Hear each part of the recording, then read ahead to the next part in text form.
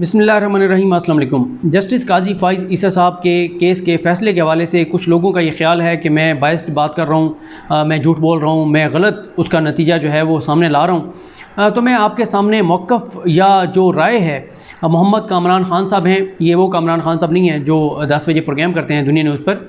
ये मोहम्मद कामरान ख़ान साहब हैं जो यहाँ पर कुछ चैनल्स को हेड भी करते रहे हैं इस्लामाबाद में, और सुप्रीम कोर्ट के ज़बरदस्त रिपोर्टर रहे हैं। और इस वक्त जो सुप्रीम कोर्ट में बहुत से रिपोर्टर्स हैं जिनसे मैं सीखता हूँ, उन्होंने कामरान ख़ान साहब से, मोहम्मद कामरान ख़ान साहब से सीखा है। तो मोहम्मद कामरान ख़ान साहब इस फ़ैसले पर क्या कहते हैं, उनकी राय, उनका मौक़िफ़, उनका जो आर्टिकल है वो मैं आपके सामने रखने जा रहा हूँ ताकि आपको अंदाज़ा हो कि वो इस सारे मामले को किस तरह से देखते हैं।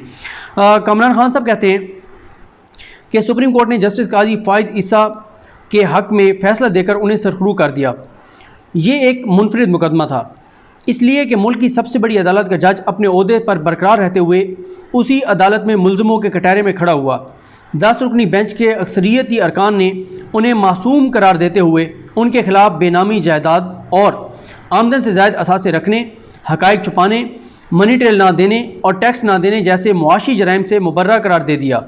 जबकि इसी बुनियाद पर जस्टिस काजी फ़ाइज़ ईसा की नाअहली के लिए सदर मुमलिकत की जानिब से दायर करदा रेफरेंस सुप्रीम कोर्ट पहले ही कालअदम करार दे चुकी थी, और सिर्फ FBR को जस्टिस काजी फ़ाइज़ ईसा की जायदादों और टैक्स से मुतल्लिक रिपोर्ट मुरतब करने की हदायत दी गई थी।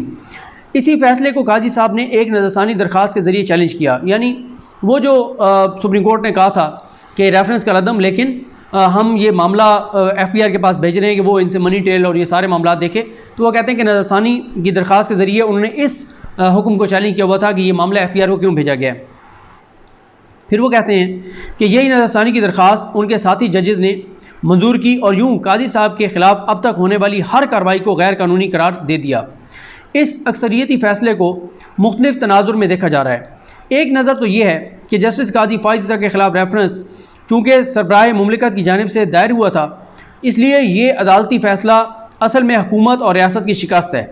और फिर दूसरी थ्योरी ये भी थी और है कि जस्टिस काजी फ़ाइज़ ईसा ने चूँकि फैज़ाबाद धरना केस में अस्करी इदारे के ख़िलाफ़ फ़ैसला दिया था, इसलिए मज़कूरा इदारे की भी बिलवास्ता तौर पर यह ख्वाहिश होगी कि काजी साहब के ख़िलाफ़ कोई कार्रवाई हो, क्योंकि फैज़ाबाद धरना केस में जस्टिस काजी फ़ाइज़ ईसा ने कुछ मामलात में अस्करी इदारे को बराह रास्त ज़िम्मेदार ठहराया था। मुक़्तदर हल्के ये भी जानते हैं कि 2 साल बाद यानी सन 2023 में जस्टिस काजी फ़ाइज़ ईसा चीफ जस्टिस पाकिस्तान बन जाएंगे और तकरीबन 1 साल यानी 25 अक्टूबर सन 2024 तक इसी मनसब पर फाइज रहेंगे। इसलिए यह ज़रूरी समझा गया कि काजी साहब के ख़िलाफ़ आइनी और कानूनी कार्रवाई हो, और यह कि सदर मुमलिकत का रेफरेंस इसी कार्रवाई की ख्वाहिश का नुक्ता आगाज़ था। देखा जाए तो एक जज के ख़िलाफ़ इल्ज़ामात साबित करना और उसे एहतसाब की चक्की में पीसना उस नज़रिए का एहया है कि इस मुल्क में कोई भी मुकद्दस गाय नहीं, किसी को भी इस्तिस्ना हासिल नहीं। जो जज साहबान दूसरों का एहतसाब करते हैं, इल्ज़ामात की सूरत में उनकी भी पूछ होनी चाहिए। जैसे हज़रत उमर के दौर में उनसे एहतसाबी सवाल पूछा गया कि उन्हें मिलने वाले कुर्ते का कपड़ा तो पैमाइश में कहीं छोटा था, तो उन्होंने लंबे कुर्ते के लिए इजाफी कपड़ा कहाँ से हासिल किया। यही वो मिसाल है जो हुक्मरानों और साहिब मनसब अफराद के एहतसाब का माखज़ समझी जाती है। ख़ुद जज साहबान अपने रिमार्क्स और ऑब्जर्वेशंस में ये बात दोहराते रहते हैं कि जज कोई मुकद्दस गाय नहीं है, उनका भी एहतसाब हो सकता है। इसी एहतसाब के लिए आइन में एक तरीक़ाकार वज़ा है कि एक सुप्रीम जुडिशल कौंसिल होगी, चीफ जस्टिस ऑफ पाकिस्तान जिसके सरबराह होंगे, और मेंबरान में सुप्रीम कोर्ट के 2 सीनियर तरीन जज साहबान और सूबाई हाई कोर्ट्स के 2 सीनियर तरीन चीफ जस्टिस जो हैं इसके रुकन होंगे।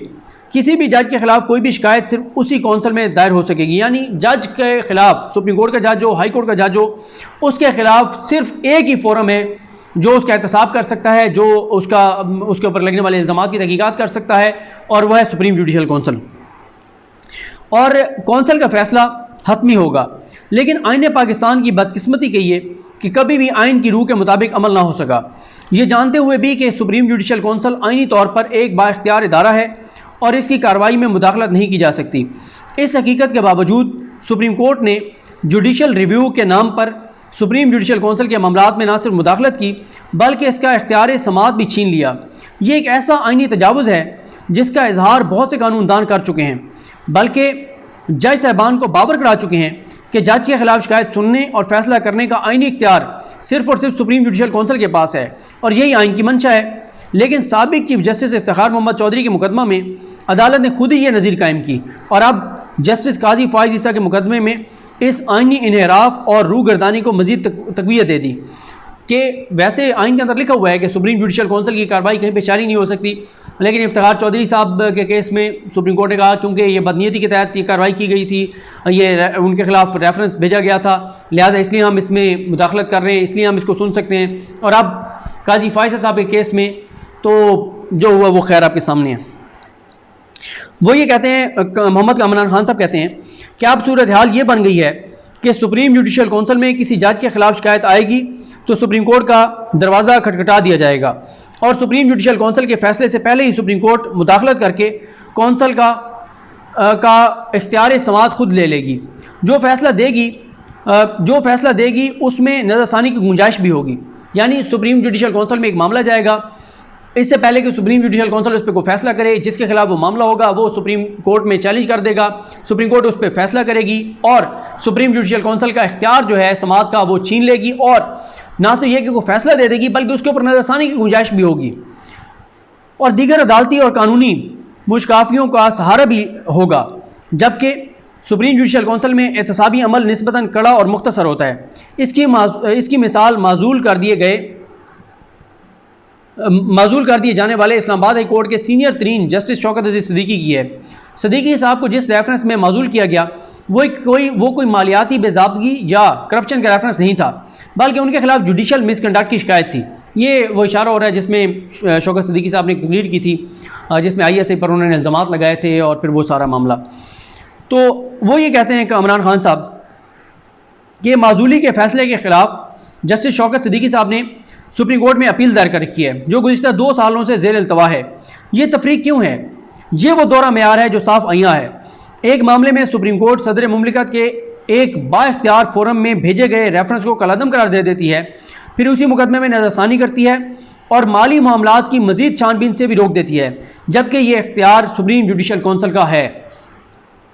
आखिरी जो उनके हैं ये पैराग्राफ्स, उसमें बहुत इंपॉर्टेंट चीज़ें हैं।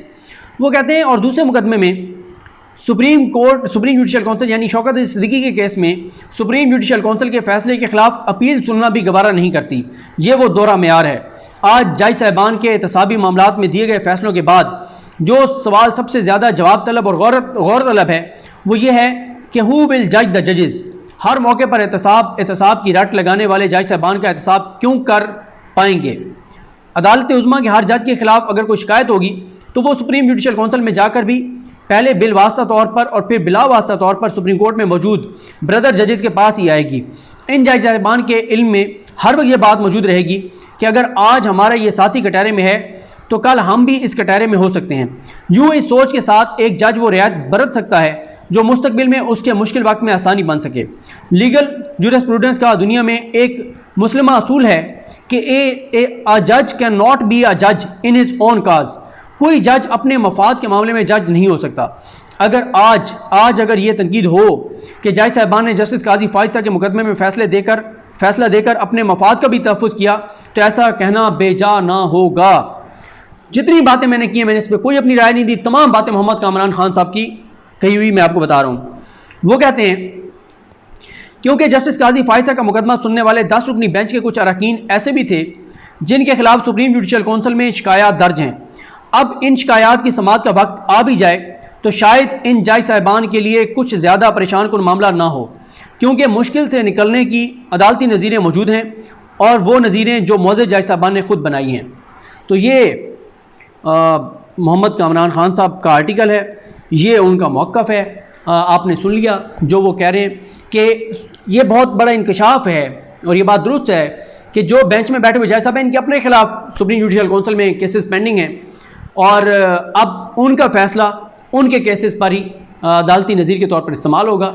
और किस्सा मुख्तसर ये है कि किसी जज सुप्रीम कोर्ट के जज का अब एहतसाब होता हुआ कभी भी नज़र नहीं आता। मुझे अपनी दुआ में याद रखें। अलकरीम हम सबका हमें नासरो। अल्लाह हाफ़िज़।